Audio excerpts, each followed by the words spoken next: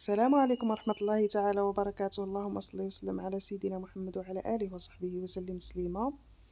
أخوات، الوصفة ديال اليوم غندير معكم هاد الحريشات الصغار اللي كيجيو اقتصاديين يعني وسريعين في التحضير وكيجيو بنان في نفس الوقت.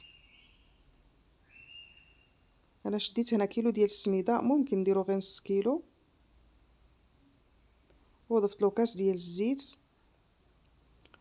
ومعلقه مع عمرش ديال الملحه.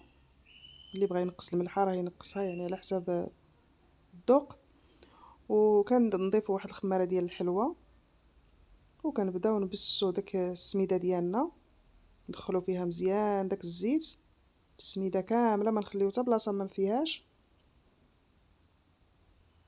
ومن الاحسن نديرو لها بحال هكا، نبسوها ونخليوها ترتاح واحد الساعه ولا ساعه ونص ولا 2 سوايع. شحال ما خليناها مزيان كتشرب الزيت ديالها. حيت واحد شويه هنا باش نقرص فيه الحريشات، وكندير واحد المعلقه ديال العسل. اللي ما عندوش العسل يدير سنيده. هنا درت واحد الدانون، يعني درتو باش نجمع به الحرشه ديالي هو والماء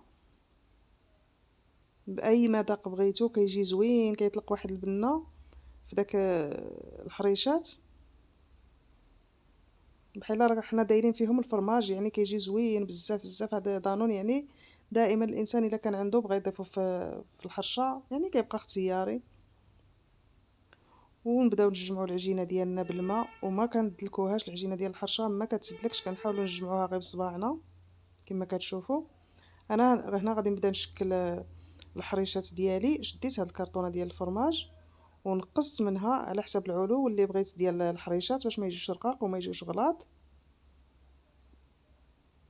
كما كتشوفوا يعني شديت النص ديال هذاك العلو ديالها وقطعته.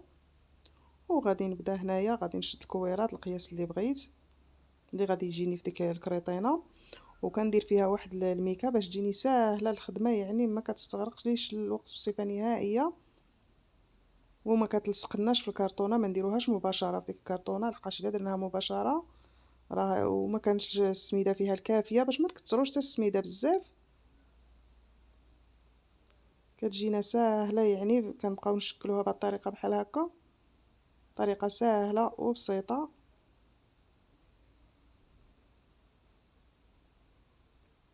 وكنبداو كنديرو نشدو واحد اللاطه ديال الفران، وكنديرو لها حتى هي واحد الميكه باش ملي نجيو نهزو الحريشات ديالنا كنهزوهم بسهوله، ما كيعواجوش لينا.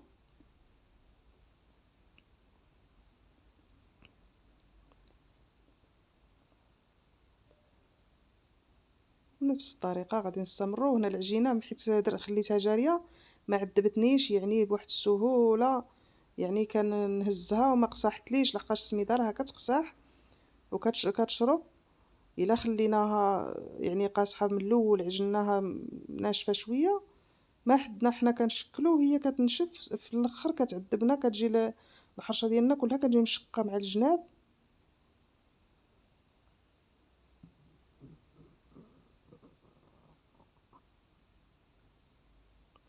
واخا نخليوها جاريه ما نخافوش منها، يعني الحرشه راها ما حدها كطول وهي كتشرب. كنستمروا بنفس الطريقه حتى كنساليو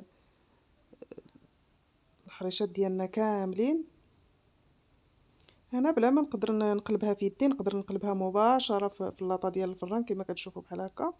كنديرها في داك الكرتونه ديال الفرماج وكنقلبها، يعني الطريقه ساهله ساهله وبسيطه، بلا ما نبقاو ندوروا عاد نحاولوا نقادو فيها وكلشي، راه كتقاد راسها.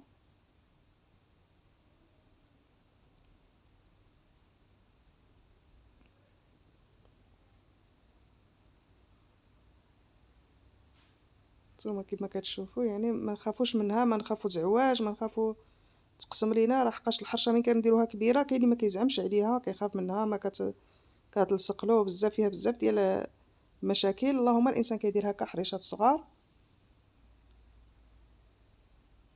من بعد ما شكلنا الحريشات ديالنا كاملين تا كنساليهم كاملين، تبارك الله عطاتني كميه كبيره ودرتهم كبار، زعما ماشي صغار صغار كاع بزاف. درت المقله ديالي سخنت ودرت الحريشات ديالي، بقيت كنطيب بالربعه وكنقلبهم نقابلهم بشويه. هانتوما تشوفوا كيفاش جاو الحريشات ديالنا. ومن بعد ما طابوا كنبقى نقلب فيهم غير بشويه حتى كيتحمروا. انا ما بغيتش نكثر لهم العسل بزاف باش ما يجيوش، يعني ملي كنكثروا العسل بزاف راه كيجيو حمر، ولكن المذاق كيجي حلو بزاف الناس اللي ما كيبغيوش السكر. وكنديرهم على شي زيت يبردوا شويه. هذا هو الشكل النهائي ديال الحريشات ديالنا.